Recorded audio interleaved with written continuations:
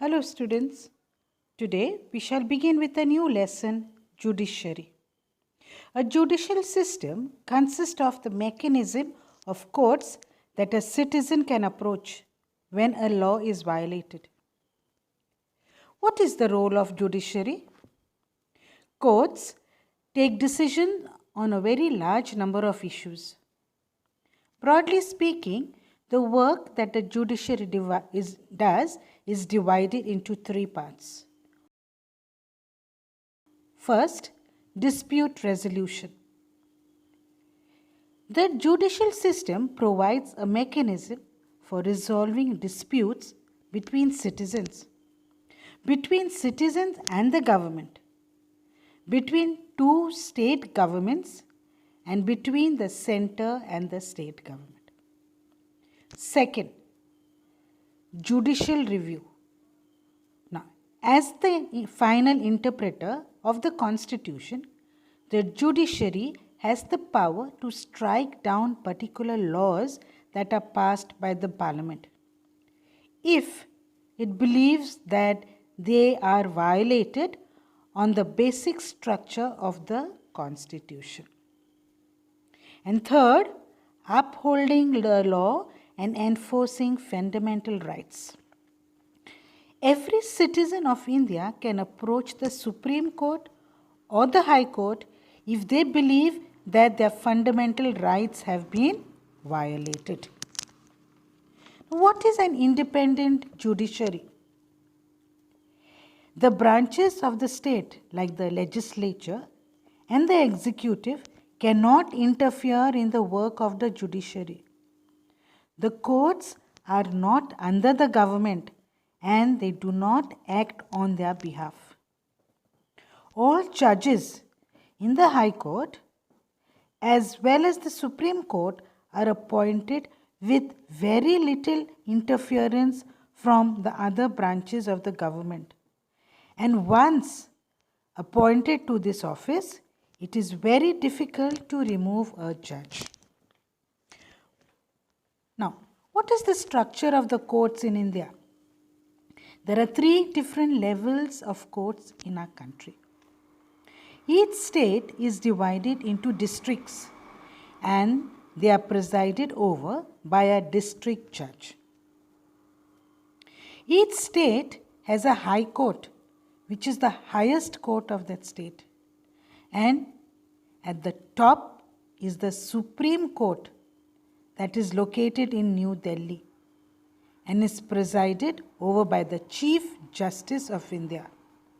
The decisions made by the Supreme Court are binding on all courts in India. Now, what is integrated judiciary? In India, we have an integrated judicial system, meaning that the decision made by the higher courts are binding on the lower courts. Any way to understand this integration is through the appellate system that exists in India. Now, what is appellate system? It means that a person can appeal to a higher court if they believe that the judgment passed by the lower court is not just. Have you understood? Means if they feel that the court is not done justice to them, is not giving them justice, then they can appeal to the higher court. From the higher court, still if they feel justice is not done, then they go and go to the Supreme Court. This is called the appellate system. Now, there are branches of a legal system and there are two types of laws. One, criminal law and civil law. Now, what is criminal law? Criminal law deals with the conduct or acts that the law defines as offense. For example, theft, harassing a woman to bring dowry, murder. This is called criminal law. This usually begins with the lodging of a FIR. What is FIR? FIR means First Information Report, with the police who investigates the crime after a case is filed in the court. And if they are found guilty, then the accused is sent to jail and also fined. Now, the second type of law is civil law. Civil law deals with any harm or injury to the rights of an individual. Like, for example, disputes relating sale of land, purchase of goods, rent, divorce cases. This falls under civil law. Here, a petition has to be filed before the relevant court by the affected party. In matters of rent, either the landlord or the tenant can file a case. Now, the court gives specific relief when asked. For instance, like in the case between a landlord and a tenant, the court can order the flat to be vacated and the pending rent to be paid.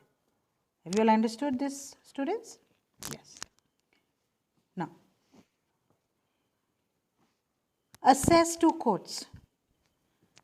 Does everyone have access to court?